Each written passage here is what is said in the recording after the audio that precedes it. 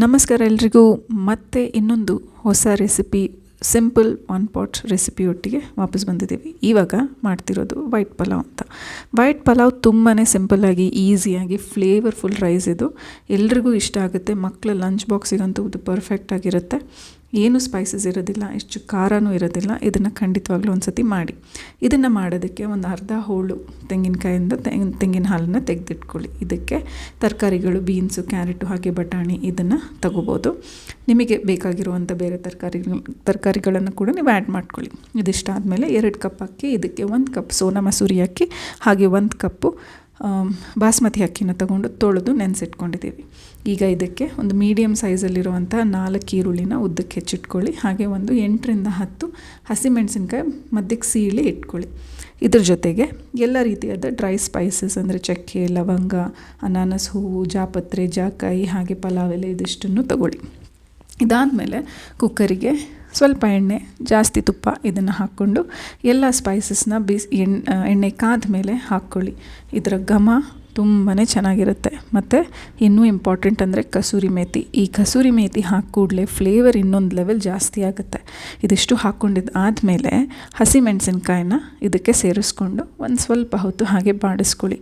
ಈ ಖಾರವಾದ ಫ್ಲೇವರ್ ಲೈಟಾಗಿ ಇದು ಎಣ್ಣೆಯಲ್ಲಿ ಕರೆದಾಗ ಚೆನ್ನಾಗಿ ಮಿಕ್ಸ್ ಆಗುತ್ತೆ ಎಣ್ಣೆಗೆ. ಇದು ಒಂದು ತುಂಬಾ ಒಳ್ಳೆ ಫ್ಲೇವರ್ ಈ ರೈಸ್ಗೆ ಆ್ಯಡ್ ಮಾಡುತ್ತೆ. ಇದು ಹಸಿಮೆಣಸಿನ್ಕಾಯಿ ಎಲ್ಲ ಚೆನ್ನಾಗಿ ಫ್ರೈ ಆದಮೇಲೆ ಇದಕ್ಕೆ ಈರುಳ್ಳಿನ ಈಗ ಸೇರಿಸ್ಕೊಂಡು ಇದನ್ನು ಕೂಡ ಸ್ವಲ್ಪ ಚೆನ್ನಾಗಿ ಬಾಡಿಸ್ಕೊಳ್ಳಿ. ಇದಿಷ್ಟು ಚೆನ್ನಾಗಿ ಬಾಡಿ ಆದಮೇಲೆ ಒಂದು 1.5 ಸ್ಪೂನಷ್ಟು ಜಿಂಜರ್ ಗಾರ್ಲಿಕ್ ಪೇಸ್ಟ್, ಇದನ್ನು ಮನೇಲೇ ಮಾಡಿರೋದು. ಸಿಂಪಲ್ 2 ಸಮವಾಗಿರುವಂಥ ಒಂದು ಮೆಜರ್ಮೆಂಟಲ್ಲಿ ಮಾಡ್ಕೊಂಡಿರೋದು. ಇದನ್ನು ಈ ಮಿಕ್ಸ್ಚರಿಗೆ ಹಾಕ್ಕೊಂಡು ಸ್ವಲ್ಪ ಹಸಿ ವಾಸನೆ ಹೋಗೋ ತನಕ ಚೆನ್ನಾಗಿ ಮಿಕ್ಸ್ ಮಾಡಿ. ಇದಿಷ್ಟು ಆದಮೇಲೆ ಎಲ್ಲ ತರಕಾರಿಗಳೇನಿದೆ ಅಲ್ಲ ಅದನ್ನು ಇವಾಗ ಇದಕ್ಕೆ ಸೇರಿಸ್ಕೊಳ್ಳಿ. ಸೇರಿಸ್ಕೊಂಡಾದಮೇಲೆ ಒಂದು ಸ್ವಲ್ಪ ಹೊತ್ತು ಮಿಕ್ಸ್ ಮಾಡಿ ಒಂಚೂರು ಆ ಎಣ್ಣೆ ಅದಕ್ಕೆ ಚೆನ್ನಾಗಿ ಕೋಟಾಗಿ ಆ ಫ್ಲೇವರ್ ಇದಕ್ಕೊಂಚೂರು ಹತ್ಕೊಳ್ಳೋ ತನಕ ಬಿಟ್ಟು, ಇದಾದಮೇಲೆ ಇದಕ್ಕೆ ಕಲ್ಲುಪ್ಪನ್ನು ಸೇರಿಸ್ಕೊಳ್ಳಿ. ಇದನ್ನು ಮಾಡೋದ್ರಿಂದ ಎಲ್ಲ ತರಕಾರಿಗಳಿಗೂ ಚೆನ್ನಾಗಿ ಉಪ್ಪು ಹತ್ತುತ್ತೆ. ಆ ಫ್ಲೇವರ್, ಖಾರ ಮತ್ತು ಮಿಕ್ಕಿದ ಫ್ಲೇವರ್ಸ್ ಎಲ್ಲನೂ ಚೆನ್ನಾಗಿ ಹಿಡಿಯುತ್ತೆ. ಆವಾಗ ರೈಸ್ ತುಂಬಾ ರುಚಿಯಾಗಿರುತ್ತೆ. ಇದಿಷ್ಟು ಆದಮೇಲೆ ಇನ್ನೊಂದು ಸ್ವಲ್ಪ ಹೊತ್ತು ತರಕಾರಿಗಳನ್ನೆಲ್ಲನೂ ಚೆನ್ನಾಗಿ ಬಾಡಿಸ್ಕೋಬೇಕು. ಬಾಡಿಸ್ಕೊಂಡಿದ್ದು ಆದಮೇಲೆ ಇದಕ್ಕೀಗ ಕಾಯಿ ಹಾಲೇನಿದೆ ಅಲ್ಲ, 2 ಲೋಟ ಅಕ್ಕಿ ತೊಗೊಂಡಿದ್ದೀವಿ. ಅದಕ್ಕೆ ಇವಾಗ 4 ಲೋಟದಷ್ಟು ಕಾಯಿ ಹಾಲನ್ನು ಇದಕ್ಕೆ ಸೇರಿಸ್ಕೊತಿದ್ದೀವಿ. ಇದನ್ನು ಹಾಕ್ಕೊಂಡ್ಮೇಲೆ ಇದು ಸ್ವಲ್ಪ ಚೆನ್ನಾಗಿ ಕುದಿ ಬರೋ ತನಕ ವೆಯ್ಟ್ ಮಾಡಬೇಕಾಗತ್ತೆ.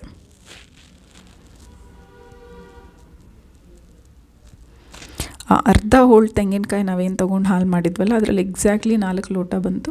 ಸೊ ಅಲ್ಲಿದ್ದಿದ್ದು 2 ಪಾತ್ರೆ ಹಾಲು ನೀವೇನು ಸ್ಟಾರ್ಟಿಂಗಲ್ಲಿ ನೋಡಿದರೆ ಅದನ್ನಷ್ಟನ್ನು ಇದಕ್ಕೆ ನಾನು ಸೇರಿಸ್ಕೊಂಡಿದ್ದೀನಿ. ಸೊ ಇದಷ್ಟಾದಮೇಲೆ ಕೊತ್ತಂಬರಿ ಸೊಪ್ಪನ್ನು ಕೂಡ ಇದಕ್ಕೆ ಹಾಕ್ಕೊಳ್ಳಿ. ಚೆನ್ನಾಗಿ ಕುದಿ ಬಂದ ನಂತರ ಒಂದೇ ಒಂದು ಸತಿ ಹಾಗೆ ಅದನ್ನು ಕೈ ಆಡಿಸಿ ಜಾಸ್ತಿ ಮಿಕ್ಸ್ ಮಾಡೋಕ್ಕೆ ಹೋಗದೆ ಬಿಟ್ಬಿಟ್ಟು ಅಕ್ಕಿ ಹಾಕಿಲ್ಲ, ಅಕ್ಕಿನ ನೀವು ಇದಕ್ಕೆ ಸೇರಿಸ್ಕೋಬೇಕು.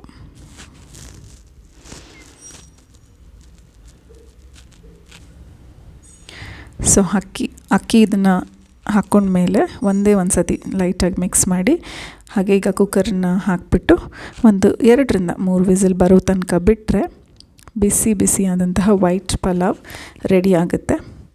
ತುಂಬಾ ಈಸಿಯಾಗಿ ಇದನ್ನು ಮಾಡ್ಕೋಬೋದು. ನೋಡ್ತಿದ್ದೀರಾ ಎಷ್ಟು ಚೆನ್ನಾಗಿ ಅನ್ನದ ಅಕ್ಕಿಯ ಅಗಳು ಎಷ್ಟು ಚೆನ್ನಾಗಿ ಅರಳಿದೆ ಇಲ್ಲಿ ನೋಡಿ. ತುಂಬ ಫ್ಲೇವರ್ಫುಲ್ ರೈಸ್ ಇದು. ಮಾತ್ರ ನೀವು ಟ್ರೈ ಮಾಡಿ, ಖಂಡಿತವಾಗ್ಲೂ ನಿಮಗೆಲ್ರಿಗೂ ಇಷ್ಟ ಆಗುತ್ತೆ.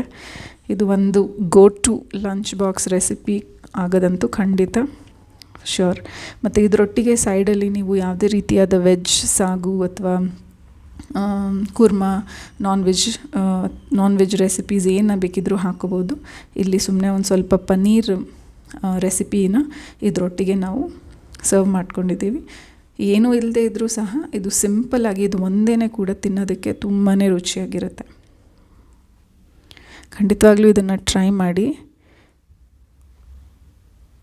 ಲೈಕ್ ಮಾಡಿ, ಶೇರ್ ಮಾಡಿ, ಸಬ್ಸ್ಕ್ರೈಬ್ ಮಾಡಿ. ಹಾಗೆ ಮರೀದೆ ಕಾಮೆಂಟ್ಸಲ್ಲಿ ಹೇಗೆ ಬಂದಿದೆ ಅಂತ ಹೇಳಿ ತಿಳಿಸಿ. See you.